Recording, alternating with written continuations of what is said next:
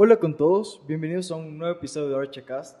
El día de hoy tenemos de invitado a Estudio Urlo y podrán ver que el día de hoy también tenemos una persona más aquí, que es Sebas Álvarez. No sé si ya lo conocen, seguramente ya lo han visto en la academia, que va a ser el co-host por el episodio de hoy, y si lo hace bien, capaz también de otros. Y el equipo de Urlo está compuesto por Natalia Hidalgo, Francisco Moratal y Diego Puente. Un gusto tenerlos aquí. En verdad que es un estudio que ha hecho un trabajo que sí comienza a trascender, yo creo, en la arquitectura del Ecuador, que muchas veces, justo en lo que hablábamos, deja mucho que desear dependiendo del lugar, pero ustedes vienen a imponer esta nueva perspectiva y buscar que en verdad se haga arquitectura. Entonces, muchas gracias por aceptar la invitación y venir a este espacio. Gracias, Luis. Muchísimas gracias. Entonces, para comenzar, la pregunta de siempre. ¿Qué es Urlo? La palabra en sí. Urlo, ¿de dónde viene? Bueno, urlo viene del verbo italiano urlare, que significa gritar. Pero nosotros lo reinterpretamos como un grito de inconformismo frente a lo que pensamos que no se adapta a los valores de arquitectura y urbanismo. Entonces es un grito, una apuesta de decir, ¿sabes qué? Algo está haciendo mal, tenemos que hacer algo al respecto. Entonces, de ahí viene una protesta. Sí, es como una propuesta, pero no simplemente se queda en, ¿sabes qué? Estoy inconforme y no hago nada, sino que, ¿sabes qué? He notado que hay estas falencias y al mismo tiempo estas virtudes, entonces, ¿qué podemos hacer para mejorar la situación de la arquitectura en este caso y el urbanismo? O sea, es un grito de yo voy a cambiar esto, yo lo voy a solucionar, en vez de solo estarme quejando. Sí, es como un grito de inconformismo y un grito de quiero hacer mi planteamiento, mi propuesta, contribuir hacia eso. Acá. ¿Sabes que yo soy italiano y no sabía la palabra urlo? Sí, de verdad. O sea, bueno, sabía italiano porque lo estudié cuando estaba en el colegio y ahorita ya no me acuerdo nada. Pero como que el verbo urlo no me sonaba. Sí, de ahí viene, bueno. Sí. ¿Y cómo comenzó este estudio? Porque es muy llamativo el hecho de que, por ejemplo, tú eres economista. Entonces, digo, ¿cómo se formó un estudio con estas profesiones independientes que no están necesariamente directamente relacionadas? Claro que siempre hay una correlación. Y con profesionales de diferentes lugares, porque digamos, tú eres de España, tú sí eres de aquí, ¿verdad? Sí. Por si acaso. Y tú también eres de aquí, no sé, el equipo es muy variado. Sí. Entonces quisiera saber esa historia de cómo se formó. Bueno, a ver, te cuento. Francisco y yo nos conocimos en Nueva York. Los dos trabajamos para la conferencia Habitat 3. No sé si se acuerdan que estuvo aquí en Quito en 2016.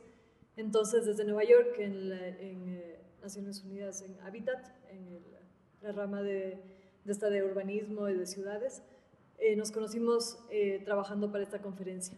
Lo que no nos gustó de la conferencia, creo que en verdad nos llevó a formar el estudio. Y es que, claro, dentro de la conferencia sí se quieren hacer muchas cosas buenas para el urbanismo, para la vida de la gente en centros urbanos, pero nos dimos cuenta que es mucho estar hablando del tema, sacar publicaciones, pero no se tomaba una acción concreta para llegar a esas soluciones, al menos no desde Habitat. Ya otra gente que esté rodeando la agencia y tal, bueno, tal vez sí, pero no lo vimos desde dentro. Entonces decidimos formar un estudio de arquitectura, empezando con proyectos de aquí. Yo estudié planificación urbana también, hice mi masterado en eso. Entonces, aparte de la arquitectura, también queríamos hacer muchas cosas dentro de la planificación urbana. Entonces, bueno, Diego, que es mi primo, también estudió planificación urbana, entonces dijimos, a ver, si es que queremos un estudio que haga arquitectura y a la vez pueda desempeñarse dentro de la ciudad de una forma que cause un impacto positivo, necesitamos también una perspectiva un poco diferente. Entonces, Diego, como estudió economía, ya tenía esa perspectiva que a la final, bueno, ahora en el estudio no estamos haciendo actualmente proyectos de urbanismo, pero lo quisiéramos hacer cuando se dé la oportunidad. Pero digo, igual en el tema de arquitectura y desarrollo de inmuebles sí nos ha ayudado muchísimo. Claro, por ejemplo, hacer presupuestos, a ver un nivel más allá de solo el diseño, ¿no? Entonces creo que nuestras perspectivas, bueno, Fran siendo más técnico en el tema de arquitectura, nosotros siendo más tenía una perspectiva más grande en términos de ciudad, en términos de impacto barrial, etc. Y Diego teniendo esa perspectiva de economista, sí creo que nos hace un equipo súper potente para no solo diseñar, porque a la final no estás teniendo solo impacto en la gente que vive dentro del edificio, por ejemplo, pero también la gente que lo rodea, la gente que vive al lado, etc. Entonces sí, así resultó nuestro equipo. Entonces de esa forma buscan como que abordar en verdad la integración al contexto, por así decirlo. Claro, también.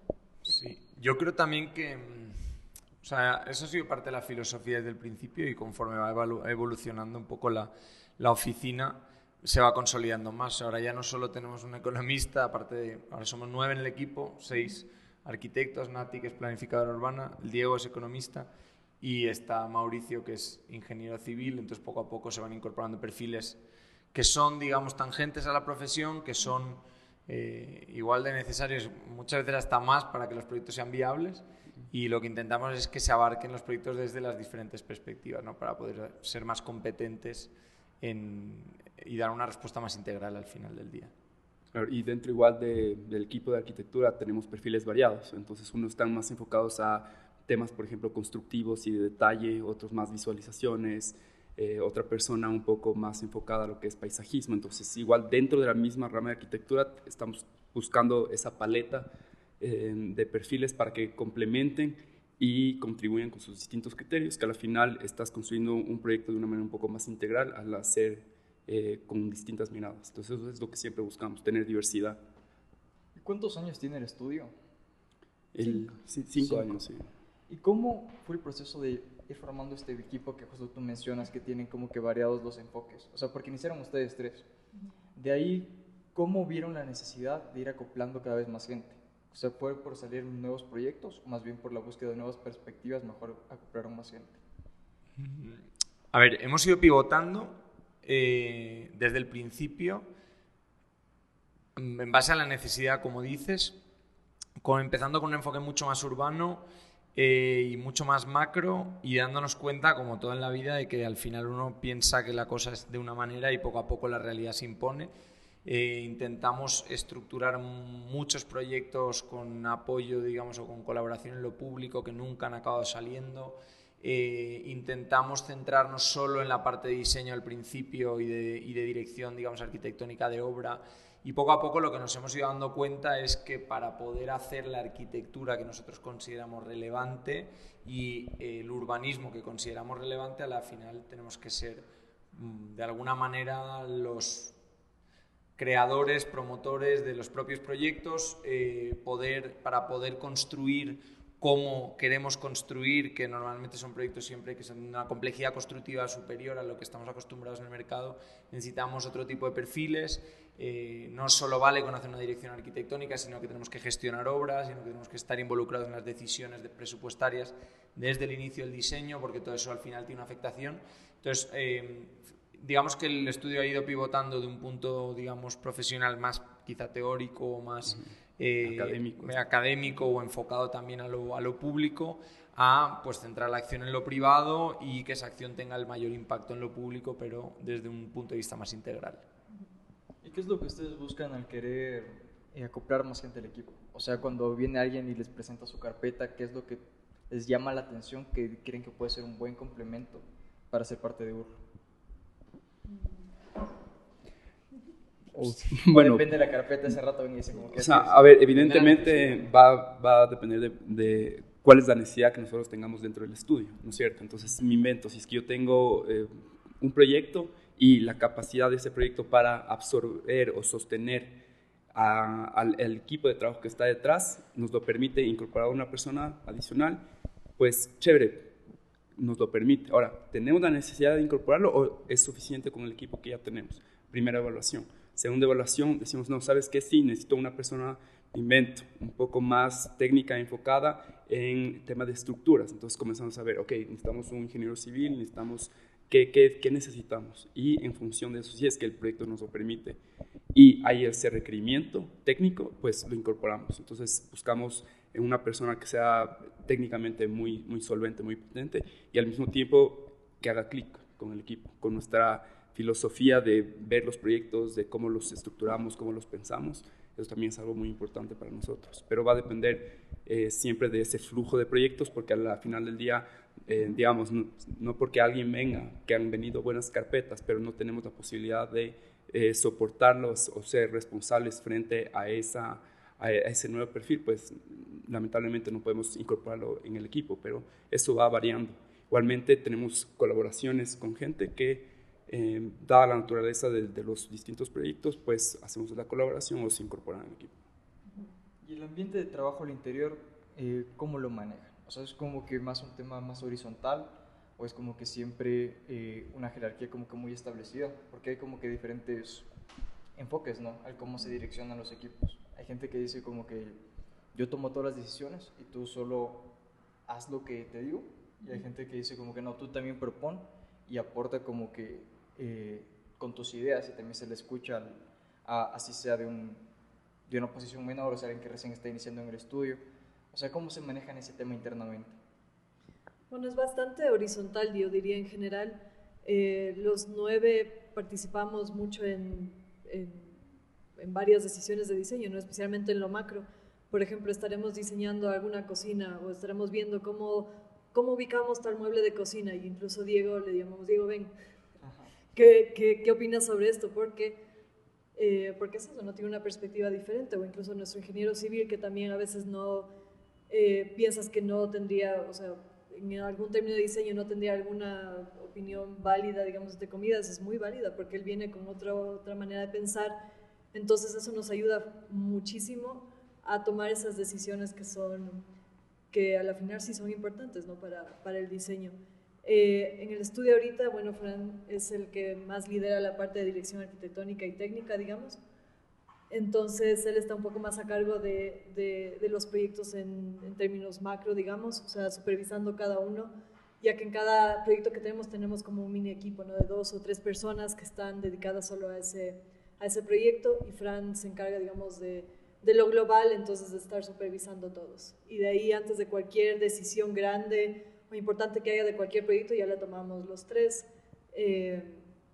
O sea, ya viendo, o en conjunto con el equipo también, cualquier decisión más, que estén un poco más atascados los chicos, digamos, si es que no saben por qué dirección ir, entonces ya venimos todos y nos juntamos. Sí, o sea, al final, digamos, la oficina tiene como 2 partes o 3 partes independientes. Una es la parte de diseño, que quizás es lo que hoy más nos amerita conversar, pero luego está toda la parte técnica, que es tanto presupuestaria como constructiva, y luego que es la parte que más lideran Nat y Diego, que también, o sea, quizás es la más importante, que es toda la parte gerencial, administrativa, etcétera.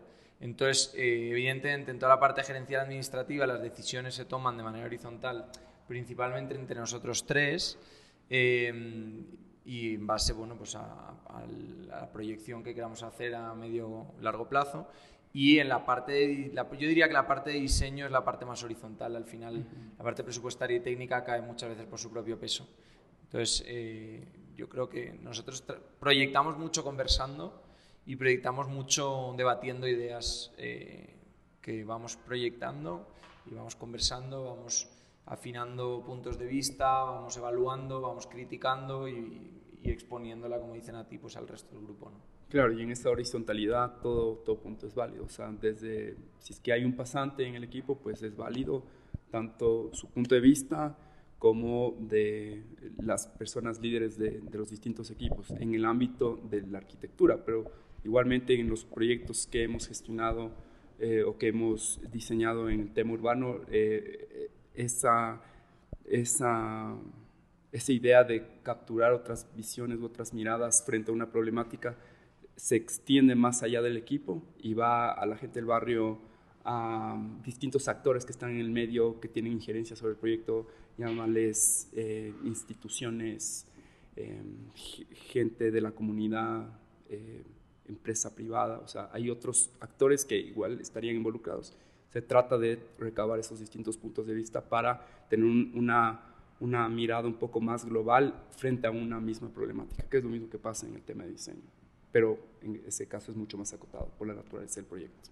Claro, y creo que algo muy importante también es que todo este discurso que ustedes como nos cuentan de la filosofía de su estudio está muy reflejado en lo que hacen también, ¿no?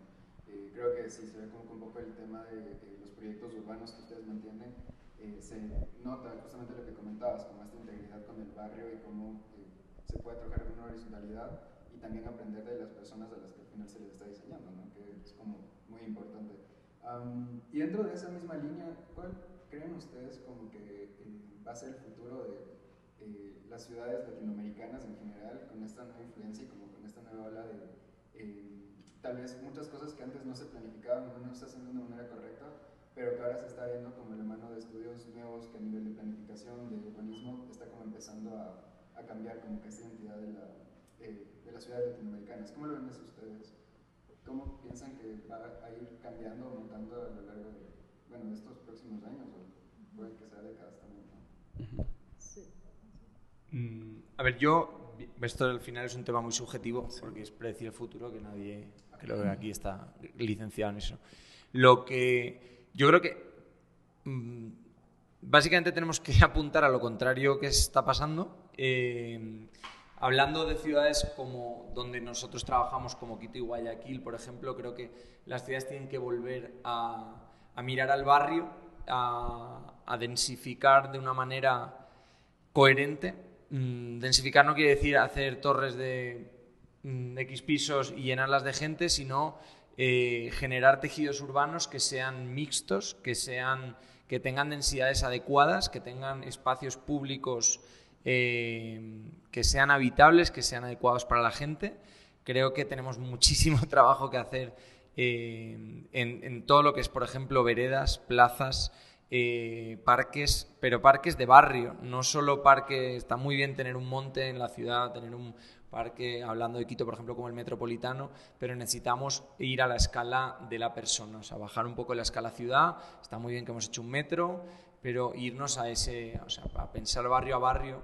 Aquí hubo una iniciativa muy buena, bueno, independientemente de la política, de la anterior alcaldía, que fue, de la anterior alcaldía de Rodas, que fue todo este tema del barrio sostenible, del barrio ejemplar, todos estos concursos que salieron, que al final fueron concursos de ideas que no se llegaron nunca a implementar, que apuntaban en una muy buena dirección. Recuperar entornos naturales, hacer la ciudad más verde, pero más verde no solo por per se, sino para generar espacios de sombra que la gente pueda caminar.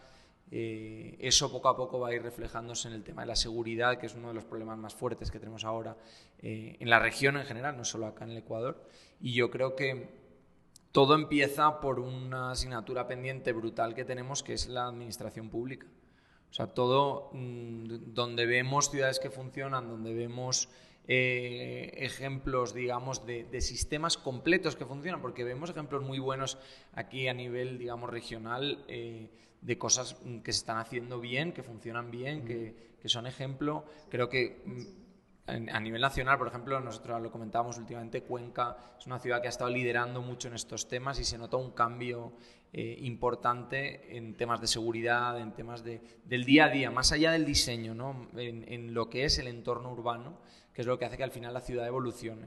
Entonces yo creo que desde la academia, y esto lo hemos hablado alguna vez con compañeros de la profesión, desde la academia y desde el ejercicio profesional y desde la profesión, hay que entablar diálogo, o por lo menos alguna manera de presión a la administración pública, a los municipios y tal, para que pongan el foco en que la ciudad no solo es del desarrollador inmobiliario y del que quiere hacer negocio y tal, sino que al final también es del ciudadano, y que a través de generar ciudades más equitativas también se generan ciudades más vibrantes económicamente. Eso es importante entenderlo. Claro, y sobre todo el tema de, bueno, en ese aspecto, digamos, el reconocimiento de comunidades que han sido históricamente olvidadas. Reconocer simplemente que existan, y es un paso gigantesco, porque una vez que tú reconoces, puede ser una redistribución de los recursos que estén disponibles. Ahora, tema de recursos es otra historia, porque estamos en un momento económico muy complejo en el que las administraciones locales públicas no tienen esos recursos, entonces también ahí tienes otro tipo de limitantes. No obstante, se pueden ver fórmulas en las que desde iniciativas público-privadas o privadas, o incluso públicas, pero enfocadas en pensar en la gente, en reconocer esas necesidades para redistribuir esos recursos, hace que tú puedas de cierta manera tener acceso a distintas oportunidades, que al final es lo que nos interesa, ¿no? O sea, que la gente tenga acceso a oportunidades para estudiar, para vivir bien, básicamente, ¿no es cierto? Para tener alimentos de calidad, tener un aire que no esté contaminado, que no haya polución auditiva ni lumínica, por ejemplo, si estamos hablando de tema un poco más urbano. Entonces la idea es esa, ¿no? O sea, enfocarnos en, a ver, hemos estudiado tanto sobre animales y tenemos sus hábitats, pero no acabamos de comprender cuál es nuestro hábitat urbano, ¿no es cierto? Entonces, ¿qué es lo que nos interesa a nosotros como personas? Entonces, volquemos la mirada hacia cómo nosotros vivimos, cómo nosotros nos desarrollamos socialmente también, ¿no? Entonces, creo que poner énfasis en esos puntos ayudaría a que las ciudades evolucionen en una línea que sea un poco más humana. Claro, y al final de cuentas la arquitectura es para las personas, ¿no? Entonces siempre hay que tener la humanidad o la persona primero. Y de esto que hablaban de estas iniciativas que ha tenido el municipio, que tuvo tal vez en anteriores administraciones, ahí entra lo que viene a ser, o sea, en estos concursos de ideas del corredor metropolitano, ¿verdad? Y también esto del eje férreo sur. Esto del eje férreo sur yo lo trabajé cuando estaba en sexto semestre, creo. Justo estaba con la Caro Rodas ese semestre. Y me estaba acordando porque estaba revisando su propuesta y creo que ustedes nos dieron una clase mostrando su propuesta. Que justo ahí tuve como que los flashbacks, porque como ya es hace 2 años no me acordaba. Entonces quería saber cómo a mí se me haría frustrante, o sea, el urbanismo me encanta, pero se me hace frustrante la idea de tener que trabajar tanto con los municipios y hacer propuestas que es muy probable que nunca se lleve a cabo nada por temas políticos. Entonces, ¿cómo manejan ustedes eso? O tal vez tienen esta idea de, aunque no se vaya a construir nunca, lo importante es dar este aporte, esta idea y estas reflexiones sobre cómo se podría solucionar estas problemáticas. O sea, como Fran, yo te mencionaba al principio, sí ha sido súper frustrante para nosotros no poder a la final llegar a un compromiso con algún municipio o algún ente público para desarrollar las ideas que tenemos.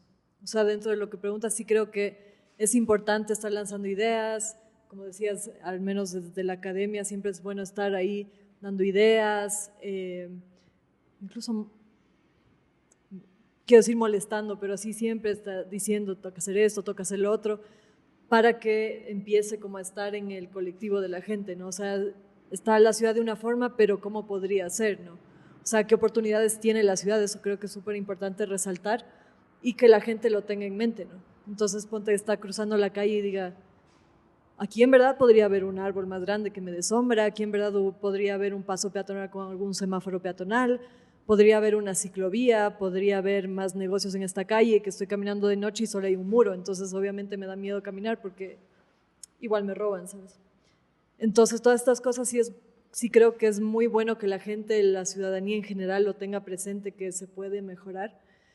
Desafortunadamente para nosotros no ha sido posible llegar a ese momento donde podemos trabajar junto con el municipio, con quien sea, un ente público, para llegar a materializar esas ideas que desde siempre fue, desde el principio de que fundamos nuestro estudio, era nuestra ilusión hacerlo, ¿no? Ojalá se dé en el futuro, ojalá pueda haber una apertura de los entes públicos para trabajar con profesionales, obviamente no solo como nosotros, como Rama, etcétera, para llegar a un proyecto que sea visible. Lo del corredor del Eje Sur fue un concurso difícil porque abarcaba un área de ¿cuántos metros era? Cuadrados. Era en todo el sur, era básicamente hacer un plan de desarrollo de todo el sur, que ya es una ciudad gigantesca. Entonces, obviamente, eso nunca se iba a materializar, porque ahí en el presupuesto que proponíamos para nuestro proyecto era de 1.000 millones a lo bajo. Entonces, obviamente, no se iba a hacer. Entonces, también el municipio ahí tiene que tener un plan más realista de desarrollo, que se pueda hacer en un periodo más corto, que se pueda hacer por fases. Creo que lo mismo pasó en el corredor, ¿cuál fue el otro concurso? En la 10 de agosto, que creo que alguna fase hicieron, pero obviamente no se iba a hacer todo. O sea, son planes gigantescos que las ciudades hacen, ponte plan. Bueno, Quito tenía un plan Quito 2040, que el Eje Sur era parte de eso, pero ya son planes inmensos a muy largo plazo. Entonces, en ese sentido, ponte el concurso de mi barrio sostenible, ejemplar y sostenible, era mucho más abarcable y creo que sí se hizo algo en ese ámbito, pero sí fue, o sea, en ese caso obviamente es difícil ejecutar cosas. Yo quiero añadir una cosa que me parece importante, porque decía, es frustrante poner tanto trabajo y que luego no salga. Al final eso es algo que en la profesión creo que es habitual, no solo en los concursos de urbanismo, también en los concursos de arquitectura. Nosotros hemos hecho concursos en España, hemos hecho concursos en Alemania, hemos hecho concursos acá, con mejores o peores resultados. A veces hemos ganado premios que nos han merecido la pena haber hecho el concurso. La mayoría de las veces no hemos ganado nada más que la experiencia.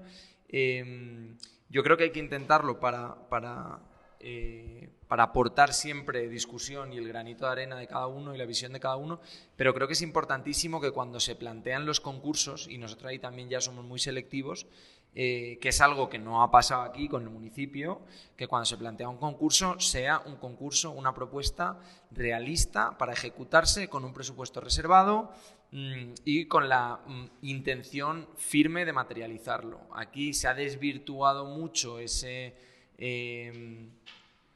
Sí, el mecanismo del concurso desde el municipio en la anterior administración, en esta también, cuando se sacaban concursos como herramienta política. Es decir, un concurso porque luego yo voy a hacer una exposición, porque lo voy a hacer tal, al final me gasto 10, 15 mil dólares, que seguramente me lo deja alguna organización no gubernamental que me va a colitar como sponsor, lo que sea, y yo vendo la idea de que estoy haciendo cosas cuando realmente nunca voy a ejecutar nada y la ciudadanía nunca va a haber reflejado eso. Tiene cierta labor pedagógica que, como dice Nati, es importante, pero no tiene efectividad. Entonces, recientemente nosotros, por ejemplo, participamos en el concurso para rehabilitar la antigua terminal aeroportuaria del Bicentenario, que ganó Jaramillo Vance Lewis, que me imagino con una muy buena propuesta, todavía no se han hecho públicos los resultados. Nosotros quedamos en segundo lugar, pero era un concurso que ya nos interesaba más, ya nos llamaba más la atención, porque al final del día hay un presupuesto reservado y se va a ejecutar una obra, ¿no? Eso yo creo que falta mucha madurez a nivel, por lo menos nacional, de que se saquen concursos que sean limpios, que sean honestos, que las propuestas estén valoradas por profesionales competentes y que el que gana el concurso lo pueda ejecutar y el que queda segundo, tercero, cuarto lugar pueda recibir una compensación económica que por lo menos permita pagar las horas de trabajo que se han desarrollado. Creo que eso es importante que llegue y creo que eso va a ayudar a cambiar la ciudad. La verdad. Justo eso también iba a preguntar, porque eso de estar lanzando ideas al final también cuesta. Entonces, claro, si no recibes nada después de pasar meses trabajando, sobre todo en estos temas urbanos que son meses de trabajo, si no es años, y al final no recibes ni un centavo, y ahí quedó la idea, como que debe ser complicado. Y no había tomado en cuenta justo lo que mencionas ahorita, que es mucho para imagen, ¿no? Es decir, yo planteé esta propuesta para Quito 2040, yo soy el alcalde que va a cambiar Quito, que es verdad, es una realidad, sí, no lo había pensado, que así cualquiera tiene el crédito por haber hecho el trabajo. Y es una publicidad bastante barata para el municipio al final del día. Sí. Y justo, y aprovechando que ustedes son urbanistas, siempre he tenido esta duda de que ¿qué tan práctico es esto de plantear a tan largo plazo las propuestas? Porque, no sé, o sea, yo imagino si es algo de aquí en 40 años, en 10 años ya conviene hacer otra propuesta, o sea, ya son otras condiciones completamente diferentes que ya puede ir cambiando. Entonces, ¿sí se debería plantear más hacia largo plazo o es mejor hacer a un mediano plazo tal vez? Es que las dos cosas son necesarias. Claro, sí. O sea, es importante, pienso yo, que como sociedad tú tengas por lo menos una idea de hacia dónde quieres ir. No necesariamente involucra que hay una planificación explícita y detallada detrás de lo que quieras hacer, pero sí tener claridad de decir, mi invento para el tema urbano. Creemos que todas las ciudades del Ecuador, y algo tan chiquito por decirte algo, ¿no?, tengan veredas que sean accesibles, aptas para todo el mundo, que tengan estas condiciones. Ya, es mi idea a futuro, ok, chévere. Cómo yo después lo materializo en un plan, ¿no es cierto? Entonces, tratas yo pienso que con ese objetivo, de, ¿sabes qué? Quiero lograr esto, comienzas a formular distintos mecanismos, no solo de planificación urbana, sino también hay instrumentos legales, tributarios, financieros, sociales, económicos que tienes que tomar en cuenta dentro de esa ecuación, de esa propuesta. Entonces, con todas estas distintas aristas, ¿cómo voy a hacer para materializarlo? Entonces, ahí viene el tema de planificación. ¿A qué plazo? Ni idea. O sea, creo que uno tiene que también dimensionar en qué aspecto de la planificación urbana estamos hablando. Pero el punto de eso es que es importante tener esa claridad hacia dónde quiero ir para comenzar a que quiero estar en este punto, qué voy haciendo hacia atrás para que esto pase. Porque es importante tener, creo, una visión clara de hacia dónde quieres ir para lograr ese objetivo, ¿no es cierto? Entonces sí es importantísimo planificar en ese largo, mediano plazo, pero al mismo tiempo es vital tratar de suplir las necesidades de la gente de la hora, ¿no es cierto? Entonces, ok, ese es mi objetivo, pero ¿cómo suplo lo que está pasando en este instante? Tengo altos niveles de desempleo, la gente no le alcanza con lo que gana, la calidad del aire otra vez, de la comida, etcétera, etcétera, etcétera. Entonces, con estas problemáticas, ¿cómo las abordo ahora para ir solventando también en poner más piezas en ese rompecabezas para en el largo plazo lograr mis distintos objetivos? Entonces, yo creo que hay que hacer un ejercicio en ambos sentidos. Yo creo también que es importantísimo, o sea, la diferencia entre el largo plazo y el corto plazo, aparte de lo que dice Diego, que estoy de acuerdo, es que a largo plazo es importantísimo planificar la infraestructura y el crecimiento de la ciudad. Quito ha tenido un problema enorme de planificación de crecimiento. Nadie pensó o nadie quiso ver que los valles, sobre todo ahora todo lo que es Cumbayá, Tumbaco, Puembo, iba a explotar como ha explotado. Eso se tuvo que haber pensado hace 30 años, cómo queremos que sea la ciudad. Queremos una ciudad eficiente, queremos una ciudad compacta, vamos a desarrollar la infraestructura para que eso pase de esa manera. No ir apagando fuegos conforme van apareciendo, que es lo que lamentablemente pasa en muchos casos aquí en Quito. Donde hablas con arquitectos, sí hay planes, los planes no se han seguido, no se han implementado, no se han ejecutado, las infraestructuras han ido pues adaptándose a lo que iba pasando en lugar de hacerlo al contrario, ¿no? Si nosotros hubiéramos planificado hace 30 años que la ciudad de Quito debía contenerse un poco más en el valle, que tenía que preservar un poco más la parte agrícola y natural que hay, digamos, hacia Cayambe, por el valle de Cumbayá, etcétera, si hubiera planificado debidamente, estaríamos en una ciudad mucho más eficiente de la que tenemos ahora, donde tenemos zonas que crecen imparablemente, ¿no? hacia el aeropuerto. Vemos desarrollo, desdensificación, o sea, vamos bajando la densidad edificada cada vez más tráfico, cada vez más desplazamientos, cada vez más carro privado, etcétera. Entonces, para mí el largo plazo es cómo queremos, como dice Diego, cómo queremos nuestra ciudad en 50 años y para eso cómo vamos a generar la infraestructura y los límites de las cosas para que eso pase. Claro, y también cuando estás en una posición en la que puedes tomar decisiones de política pública, también ser consciente que hay muchos intereses detrás, ¿no? Intereses inmobiliarios, intereses en transporte, intereses en basura, intereses en un montón de los sistemas que componen una ciudad. Pero frente a esos intereses, ponerte duro y decir, ¿saben qué? No, tenemos este objetivo en el largo plazo, lo vamos a hacer de esta manera. Y se ponen las reglas también claras desde el principio, porque muchas veces es como, sí, me compré tengo un terreno por herencia, son 20 hectáreas y lo deseo urbanizar. Y es como, ok, urbanízalo, pero ¿en qué sentido? Hay la infraestructura vial, hay la infraestructura peatonal, hay la infraestructura sanitaria, de agua, de electricidad, de un montón de cosas. Estás preservando en ese desarrollo el tema natural. O sea, hay muchas cosas que se tienen que poner límites y no simplemente por tener más votos, por tener más ingresos por tributos, por lo que sea. Ser un poco más laxo en esa firmeza que a veces hay que tener. Es decir, es que no hay cómo, o si hay cómo, va a ser de esta manera, porque nos interesa a todos. Fíjate que en otras regiones, por ejemplo en Nueva York, Nueva Jersey, Connecticut, hay una organización que se llama la Asociación de Planificación Regional. Entonces ellos ya no solamente hacen planes a 20 años de una ciudad, sino de toda la región. Entonces toda la región metropolitana de Nueva York, Nueva Jersey, hasta arriba, que todos ya es una ciudad gigantesca básicamente, ellos hacen planes no solamente para dentro de Manhattan, cualquier uso de suelo o lo que sea, sino ya hacen, ponte, ¿qué tren vamos a necesitar desde Brooklyn hasta adentro de Nueva Jersey? Para que dentro de 20 años, cuando haya 1 millón de personas más o lo que sea, que ellos hayan pronosticado, funcione la región, ¿no? Entonces esto ya va hasta un poco más y te das cuenta de lo necesario que es y de lo necesario que tal vez en algún momento sea para nuestras regiones también. O sea, Quito, Machachi y hasta más al sur ya se va convirtiendo como que en una masa mucho más grande, ¿no?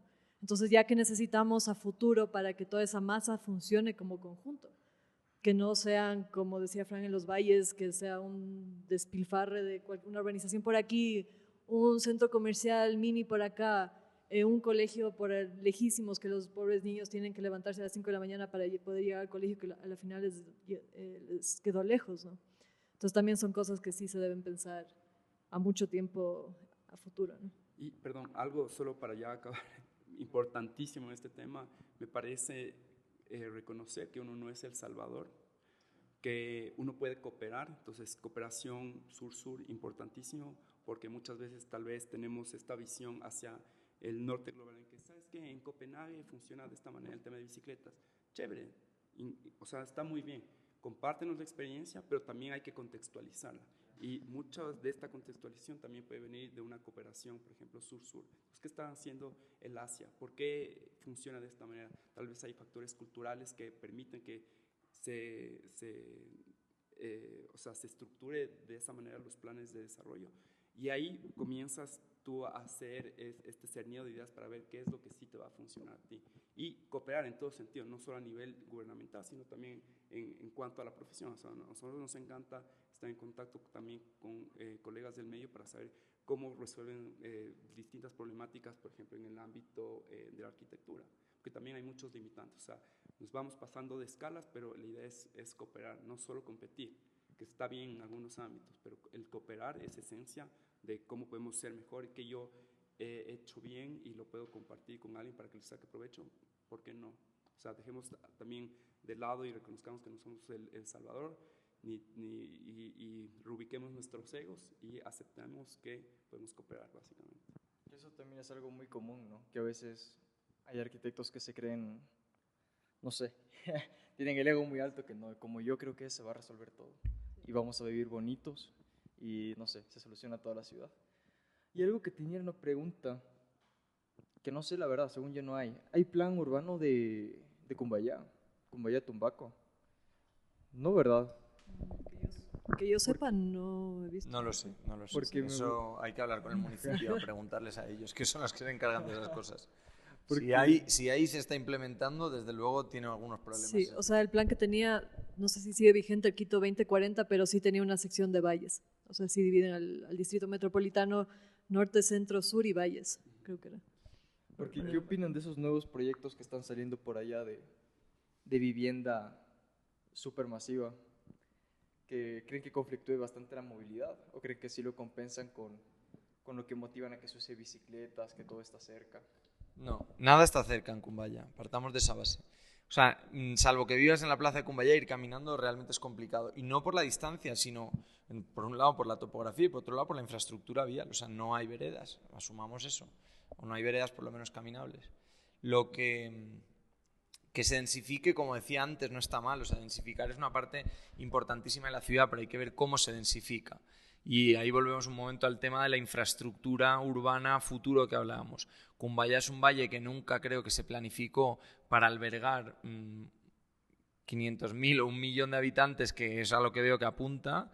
Y entonces, ¿qué pasa? Que seguir haciendo edificios donde tenemos quizá una infraestructura sanitaria, una infraestructura de saneamiento de alcantarillado que no está debidamente dimensionada, tenemos una infraestructura de agua que probablemente no está debidamente dimensionada, tenemos una infraestructura vial que desde luego no está debidamente dimensionada, y no solo eso, sino estamos creciendo, digamos, un Cumbayá donde muy bien aparece más densidad habitacional, hay más gente que va a vivir, aparece algún comercio más, desde luego centros comerciales, que eso nunca falta en la ecuación, pero seguimos teniendo muchísima gente que sube a trabajar a Quito, muchísima gente que sube a recibir sus servicios en Quito, toda la administración está en Quito. Entonces, ¿qué pasa? Que al final estamos generando un flujo ida y vuelta por no haber planificado bien, pues mucho mayor de lo que realmente se puede absorber.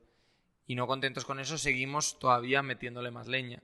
¿Qué pasa? Que cuanto más masificamos Cumbayá, más gente se va a Tumbaco, más gente se va a Puembo, a todos estos sitios, a Pifo, etcétera. Entonces acabamos cada vez botándole a la ciudad más lejos, por no fijar límites y por no haber planificado debidamente. Claro, y es un poco como en base a lo que decías, ¿no? Al final no podemos predecir el futuro, pero sí tal vez aprender de las cosas que se han hecho, y bueno, en este caso creo que todavía no se ha aprendido tanto de eso, ¿no? Pero bueno, hablando un poco ya, bueno, tocamos el tema urbano, pero también me gustaría mucho saber sobre ustedes en lo que tienen como construido aquí en Quito. Bueno, ya lo habíamos comentado un poco antes, pero el edificio Olvia creo que es como de los referentes tal vez contemporáneos más fuertes que hay ahora.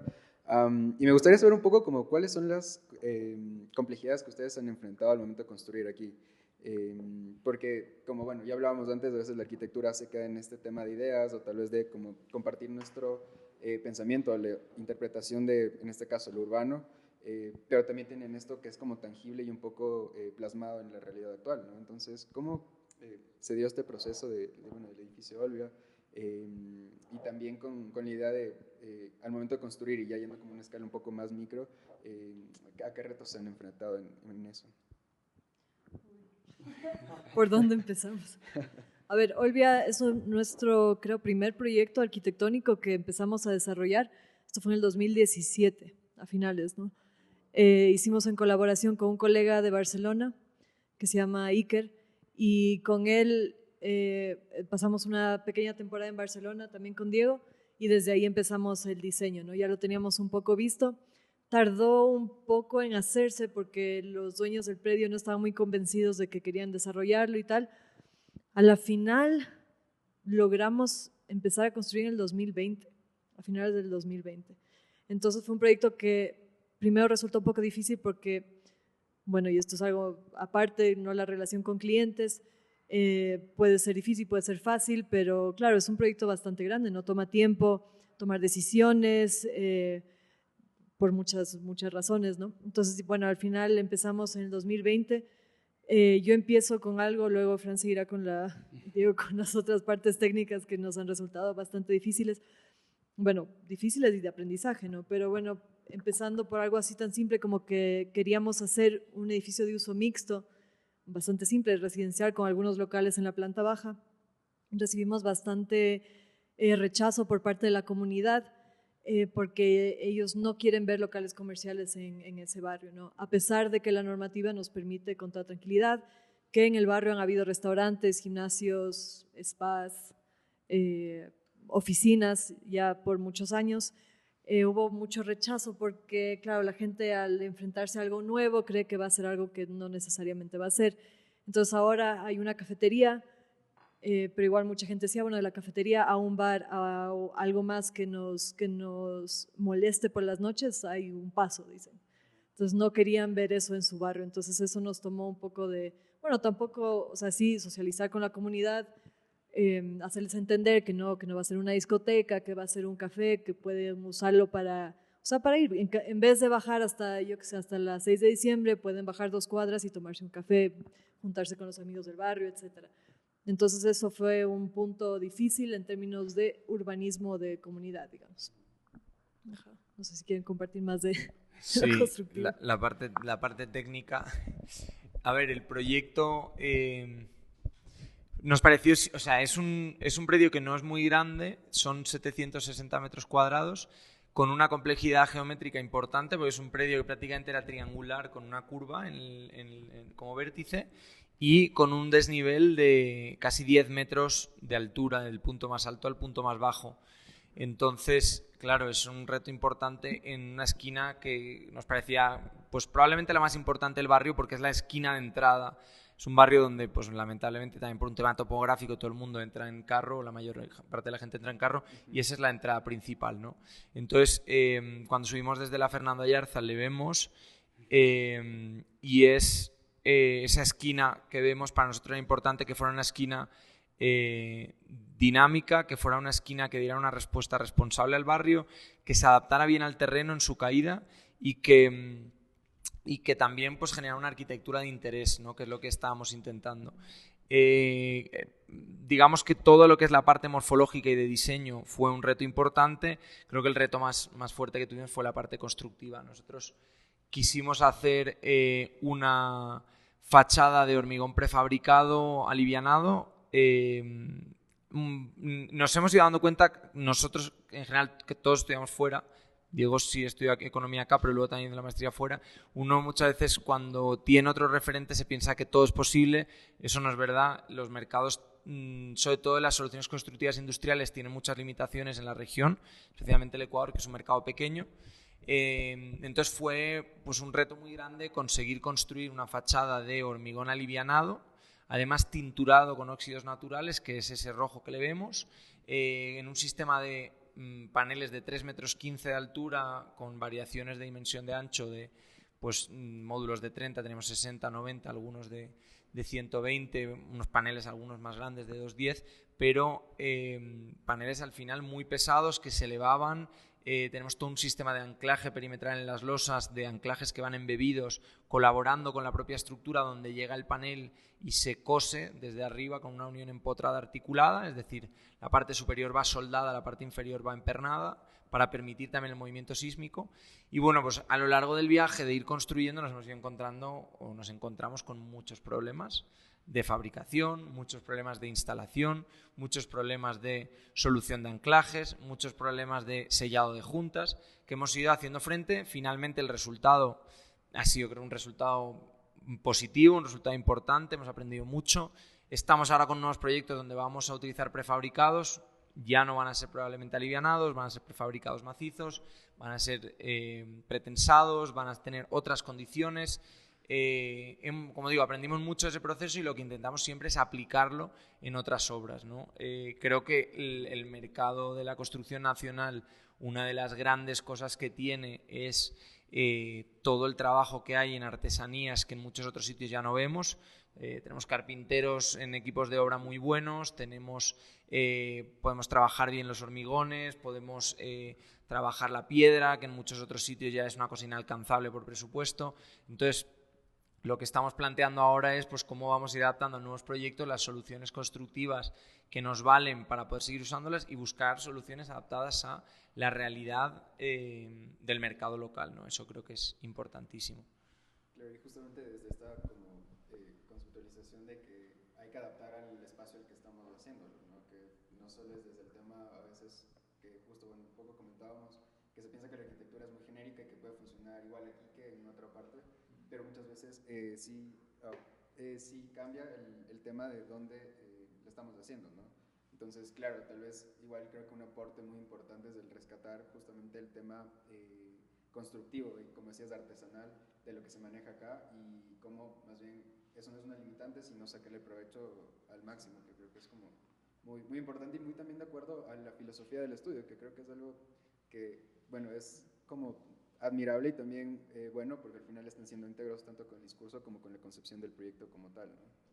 Sí, yo creo que aún has dicho una cosa que es muy importante y es el adaptarnos a construir en un sitio, ya no solo por la parte constructiva, sino también, lo comentábamos antes, por la parte cultural. Ahí yo creo que nosotros recién llegados, como decía Nati, nuestro primer proyecto acá en el Ecuador un poco más grande, cometimos quizá algunos errores, o bueno, no sé si errores, pero algunos aspectos del proyecto que quizá, y de ahí tiene que ver, yo estoy muy involucrado en general en los proyectos y al final, como todos, vas aprendiendo conforme vas viviendo en un sitio, pues cuál es la idiosincrasia, cuál es la cultura, qué busca la gente, qué le interesa a la gente, y creo que ese proyecto hereda quizá algunas costumbres que son más,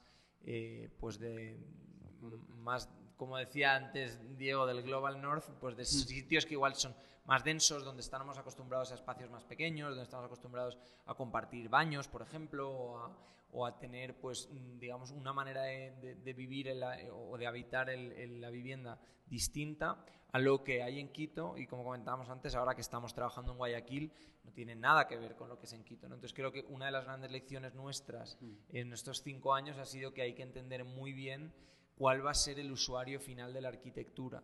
Y no solo entenderlo de manera que en tu concepción ese espacio es habitable y es muy chévere y tiene unas condiciones termoacústicas, una vista, una ventilación cruzada, un tal que tú consideras suficiente, sino que muchas veces cada uno tiene su concepto del habitar, y el concepto del habitar de una persona en Guayaquil que vive en San Borondón no es el mismo que una persona en Guayaquil que vive en Urdesa o que vive en la Kennedy, o que alguien que vive aquí en Quito, en Cumbayá, o que vive en el centro norte. Entonces, fíjate que en una variación geográfica tan pequeña tienes diferencias culturales brutales. Entonces, eso es una de las grandes, creo, aprendizajes nuestros, junto con el constructivo, que antes de empezar a proyectar es importantísimo escuchar, pues si es algo un poco más, digamos, comercial, en cuanto a una promoción de viviendas, por ejemplo, escuchar al cliente potencial. Si es algo más para un usuario, sentarte a hablar con él y entender cuál es su habitar, y no tratar de imponer soluciones, sino tratar de dar soluciones a sus problemas, de la manera que ellos lo entienden, pero de la manera más responsable, mejor diseñada, mejor construida posible. Y el momento de tratar directamente con el cliente, justo para este proyecto, porque esto no es algo que se vea comúnmente, ¿no? O sea, no es el típico edificio que tiene la forma del terreno y un extrude por arriba y ya. Entonces, no sé si tal vez hubo como que este choque al inicio, como que tú le muestras una propuesta que tal vez incluso puede ser un poco más costosa y el cliente te diga como que no, ¿para qué hace todo eso? Mejor reduzca todo, lo vendemos rápido y ya. No sé cómo fue tal vez esa aproximación para persuadir al cliente de que esto es la intervención correcta y mucho más enriquecedora que el simplemente era hacer un extrude. Creo que por suerte nos tocó un cliente muy bueno. ¿Sí? Sí, unos clientes muy buenos que aprecian una arquitectura diferente, que apreciaron también los argumentos que les dábamos nosotros. Por ejemplo, el edificio tiene un patio trasero, o sea, como dices, no es un extrude, dejamos un vacío por detrás que en verdad sí quita metros de venta algo, pero explicando las ventajas de tener eso, por ejemplo, la ventilación cruzada, espacio para que entre luz a todos los espacios del edificio. Eso sí le gustó mucho al cliente, y creo que, bueno, uno, tuvimos suerte, y otro, el cliente también aprecia esta practicidad en los espacios y una arquitectura diferente, ¿no? Que también que pueda destacar, que sea algo que valga la pena invertir, digamos.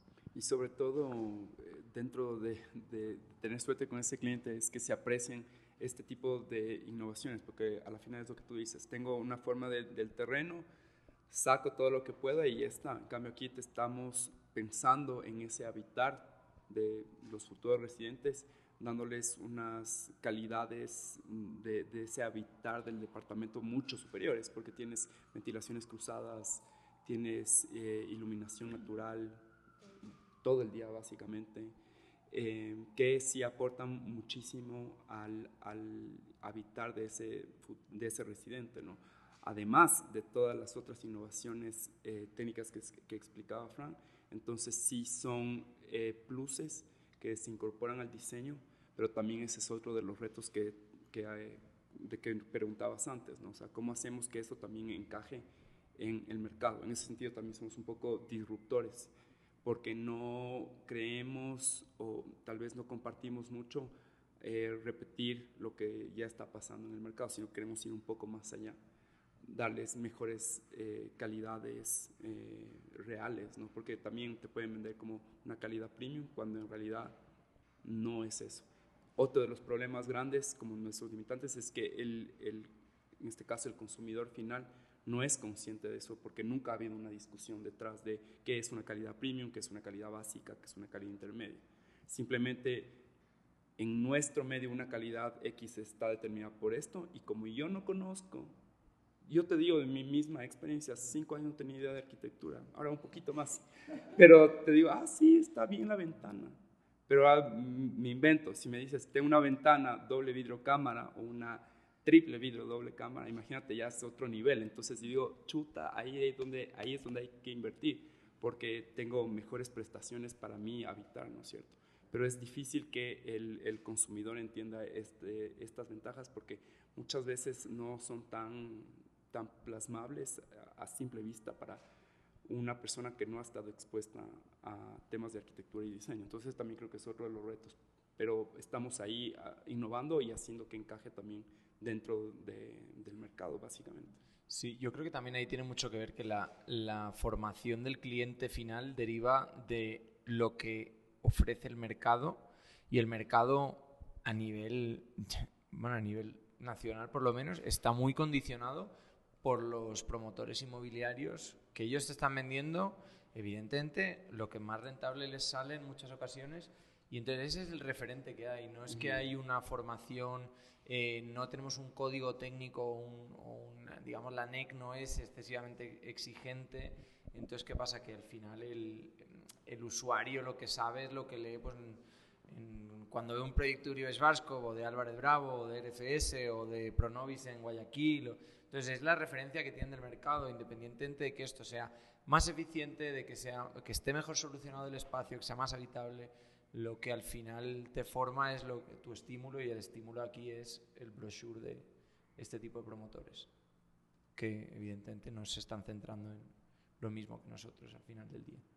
Y un poco para el tema comercial, no sé si les gusta mucho, pero a mí me interesa eso. Quería saber justo en ese tema del cliente final, cómo fue la aceptación de él a ver este tipo de propuesta. O sea, sí le gustaba bueno, no me gusta llamar producto, pero le gustaba la vivienda al momento que entraba, conocía. O sea, no tuvieron dificultades al venderla, por proponer así. En este caso, para el proyecto particular, simplemente hicimos el tema de diseño y la dirección arquitectónica. Entonces, todo este tema de comercialización, en este caso no aplica para nosotros, porque está gestionando otra persona. Claro. Pero sí ha habido bastante aceptación. O sea, cuando vas caminando y te encuentras con gente del barrio, dicen, wow, o sea, es chévere, se paran de alguna manera a contemplarlo. En algunas visitas que hemos tenido, por ejemplo, con colegas, dicen, o sea, está bien construido, tiene estas otras prestaciones adicionales. Entonces, en ese sentido hay mucha aceptación. Pero ya para un poco irnos al tema comercial, pues no lo estamos manejando nosotros. Entonces, no tengo esos datos. Pero súper bueno que se haya como que esta aceptación, aunque sea de la gente de la comunidad, ¿no? Porque al final eso es lo que hace que, o sea, al final todo se mueve por dinero. Y si cualquier constructor tiene que ver que le salga rentable. Entonces, si logras proponer algo que sea interesante, que sea adecuado y logras venderlo bien, ese es el éxito. O sea, eso es lo que se consigue. Por eso es que vienen estas constructoras grandes a traer los Star Architects y así, porque ven un diseño como diferente a lo que ven, a lo que se ve regularmente, y buscan conseguir eso, ¿no? Que lo hagan, no sé. Pero ahí ya ponen como que también la marca y estos cosas como que raras para la gente, y lo consiguen vender. Entonces, qué mejor que conseguir esto con gente de aquí mismo, gente que conozca el medio, que trabaje, que en verdad le dedique el tiempo de conocer el contexto para hacer una propuesta adecuada. Yo quería... Es que para mí es importantísimo, lo comentábamos antes, ya que es un podcast de arquitectura y que al final nosotros nos dedicamos a la arquitectura, una de las cosas que a mí me falta enormemente en el ecosistema de la construcción aquí es que está súper bien hacer viviendas rentables para los promotores, y como dices, la clave es conseguir hacer buenos diseños dentro de que los proyectos sean rentables. Pero me parece importantísimo, lo pensaba antes, recalcar que es la arquitectura más importante, que es la que no estamos viendo, es la arquitectura pública. O sea, aquí el gobierno, el municipio, necesita empezar a invertir en escuelas, en hospitales, en centros de salud, en centros barriales, en espacio público, en paradas de buses, que ayer veía yo en el noticiero, la gente ahora, por mantenimiento de los buses de la Ecovía, creo, y del Troll, están usando buses normales, están en el alimentador haciendo fila. Entonces creo que está súper bien hacer una arquitectura inmobiliaria interesante y que dé una buena solución al cliente y que además sea rentable, eso es importantísimo, pero me parece mucho más importante que lo público se preocupe también de la infraestructura, de la arquitectura, de hacer buenas escuelas, de hacer buenos centros de salud, como decía, no necesariamente el hospital gigante, pero un centro de salud barrial que funcione, que la gente tenga salud, que la gente quiera ir a ese sitio a que le cuiden, a revisar su salud, que la gente cuando va a una escuela, no porque la escuela sea pública, se tiene que estar cayendo a pedazos. Entonces, me parece importantísimo que pongamos la mirada en eso y que desde la profesión, desde la academia, desde los medios, como es el caso vuestro, desde la prensa, se exija a lo público responsabilidad para los ciudadanos, porque al final esto va solo, o sea, el mercado es el mercado. El promotor que lo hace bien va a seguir construyendo. El arquitecto que consiga eso que estás diciendo, de hacer una arquitectura que tenga un impacto positivo en el ciudadano, en la ciudad, pero que además sea rentable, va a seguir construyendo. Pero lo que es importantísimo es esto, a lo que, en mi opinión, nadie está mirando y que es lo que está causando el gran problema, antes lo comentaba Sebas, que ¿qué va a ser las ciudades latinoamericanas dentro de 50 años? Pues o empezamos a mirar a lo público o va a ser un desastre. Esa es mi alerta número 1, yo diría, en cuanto a la profesión. Estoy de acuerdo con eso. Lo que no me gusta es que todo el tema es tan político y justo es lo que tú decías, de la responsabilidad. Porque muchas veces en los temas políticos, ahí sí solo se busca lo que sea más barato. Quien me presenta, pueden haber 10 propuestas, la que salga más barata, con esa van. Y aparte con los temas éticos que sí pasa la política latinoamericana en sí, es súper complejo, pero sí es algo que se le debe dar el enfoque. Y se debe motivar a gente con valores que entre también a lo público y que entre a meter mano y a cambiar las cosas. Pero es un proceso largo, pero sí es verdad que hay que darle esa importancia. Pero tú piensas, al final del día, un edificio de departamentos, ¿qué cambia? Puedes mejorar tu vereda, puedes cambiar un poco la vida del que vive adentro, pero el impacto real que tiene es muy reducido. ¿Qué cambia una buena escuela? Muchísimo más que un buen edificio de departamentos. Es verdad. Un buen hospital. ¿Cuántas vidas puede salvar un buen hospital? Muchísimas más. Es un problema político, pero como todos los grandes problemas de calado. O sea, ¿qué cambia un metro versus a un no metro? Evidentemente es político, pero te cambia la ciudad totalmente. O sea, ahí es donde hay que poner el ojo. Decir, oye, evidentemente es mucho más cómodo y mucho más fácil trabajar en lo privado y trabajar entre privados donde estás sometido a unas reglas de juego y las cumples y te va bien, pero es que al final nos afecta a todos. Al final, tener una mejor educación, tener una mejor sanidad, tener una infraestructura que me permite llegar al trabajo en media hora en vez de en 2 horas, eso mejora al país. Eso es lo que genera riqueza. Lo otro va a generar riqueza a alguna gente. Una buena infraestructura pública va a generar riqueza al común. Y siempre interesa que haya más gente con mejores condiciones. A todos. Claro, por eso también se me hacía bueno cuando, también no es un gran impacto como tú dices, pero se me hacía algo mejor cuando el municipio estaba motivando igual a que las constructoras tengan que hacer un aporte urbano, porque era como que construyes este edificio, no sé qué, y te dices, pero también tienes que hacer en este pasaje de aquí, acorde a como teníamos planeado.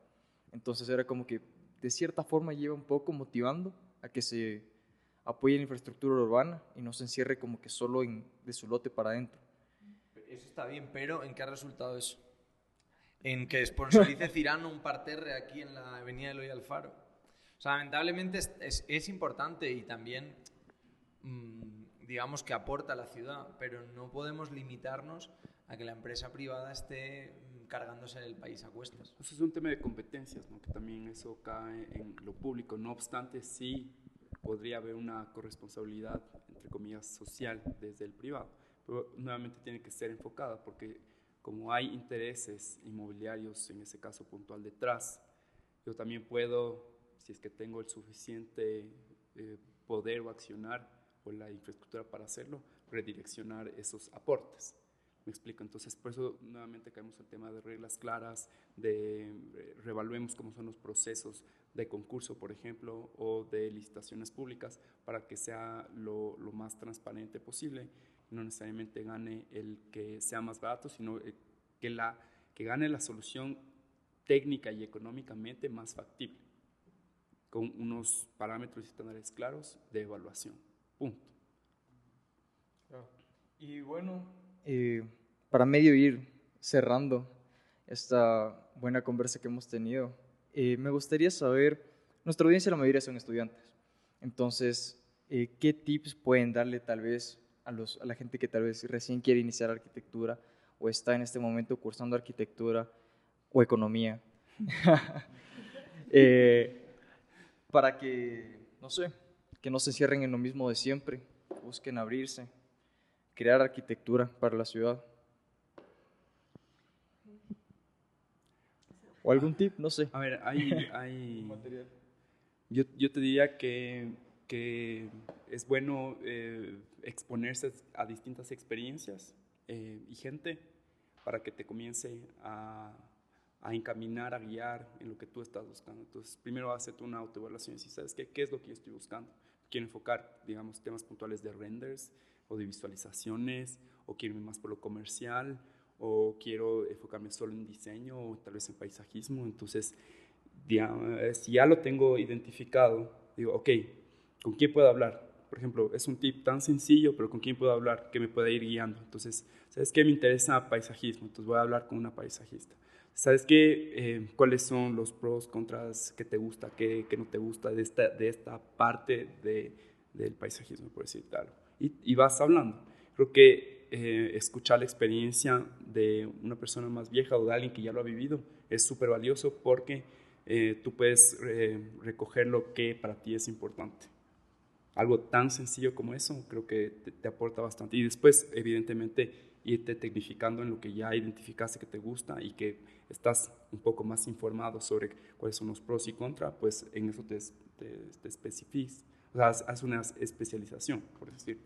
Y evidentemente, otro punto ya desde nuestro trabajo diario es tener unas habilidades, por ejemplo, de comunicación potentes, de skills técnicos también, de manejo de programas. Eso creemos que es bastante importante porque por lo menos nosotros la manera que trabajamos es entre comillas muy tecnificada en ese aspecto, por ejemplo, el manejo de softwares.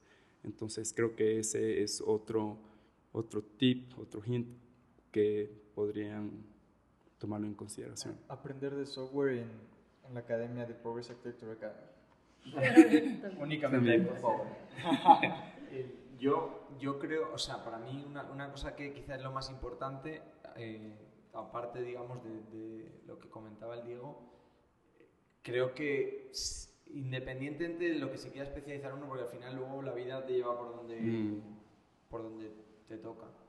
Creo que lo más importante en general, pero también en nuestra profesión en particular, es mantener la curiosidad y mantener un espíritu crítico con lo que uno hace y seguir viendo qué hacen los demás y seguir investigando y seguir buscando y seguir viendo referencias qué están haciendo afuera, qué están haciendo en México, qué están haciendo en Colombia, qué están haciendo en España, qué están haciendo en Asia, qué están haciendo en tal sitio, qué está haciendo este profesional, por qué le va bien, por qué está generando impacto. O sea, creo que la curiosidad es el factor número uno.